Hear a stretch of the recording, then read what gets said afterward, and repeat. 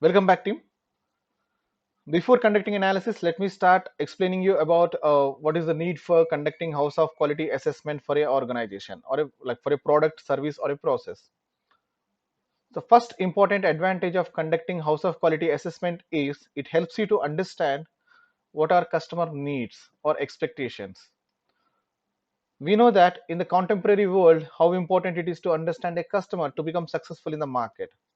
If you don't have good idea on what customer is expecting from us, we cannot create appropriate products and we cannot commercialize them in the market. If you don't commercialize, you can't get revenues and it will be a big issue for sustainability of the organization. So when compared to all other important requirements of success of a business, customer needs, understanding customer needs, or like creating a customer centric view is more important for an organization. So this assessment helps you to understand what actually customer is expecting or what customer needs are with respect to the selected product. Next is it helps you to understand how product will be satisfying the customer. When you know what are the customer requirements, and if you create those the kind of like products or services you create, if they are addressing the customer needs and wants, it definitely helps you to understand how it is going to satisfy the customer. Okay, so when you have this kind of information, it is very helpful for the business analysts to have probabilistic view. That means to create probabilities of becoming successful in the market. Next is, while conducting analysis, we create a lot of, like when we have a product, it will be having several functional requirements. Usually software development people will create a lot of functional requirements. So when we compare those functional requirement, we can establish the relationship between one functional requirement and another functional requirement. You people have created already several house, Watson house, right?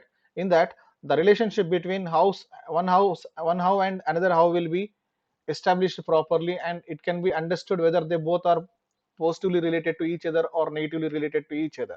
This helps you to understand what is the balanced view that you can create. So for example, using titanium and using gold, these are two functional requirements. If the use of titanium is increased and gold is decreased, maybe cost might be high. Maybe when the use of gold is high and titanium is low, maybe cost might be low. So there will be certain relationship between these two requirements in that way. Next one is developing importance rating. See, when we have a lot of house, right, we will be creating several number of functional requirements. So based on the importance rating that we create, it helps us to understand what is the most important requirement that should be implemented and what is the least important requirement. Maybe we can prioritize them and we can include it in our design. So the list of functional requirements that we create to satisfy the customer needs, it cannot be same after after completion of this assessment. We can remove some of the requirements considering them as low importance in implementation of the product or service. Next one is evaluating competing product or services. So we also conduct a competitive analysis as a part of house of quality assessment. In QFDs, we see on right side, we will be having a analysis of competitors. Okay, so we will be having a graph based on which we can decide how we are performing. Our like, is our performance is average or outmost or like least performing, something like that. Next, we will be having desirable technical requirements. Like we can identify desirable technical requirements in the sense.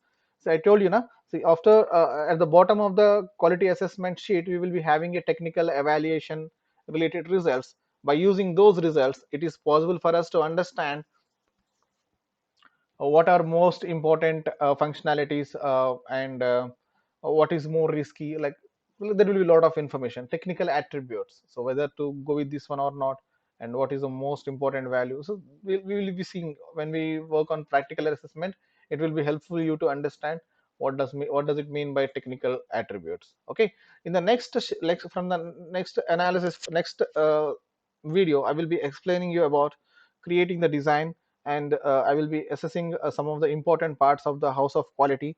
Then I will show you practical implementation of house of quality. Okay, guys, keep watching the videos. All the best. Happy learning.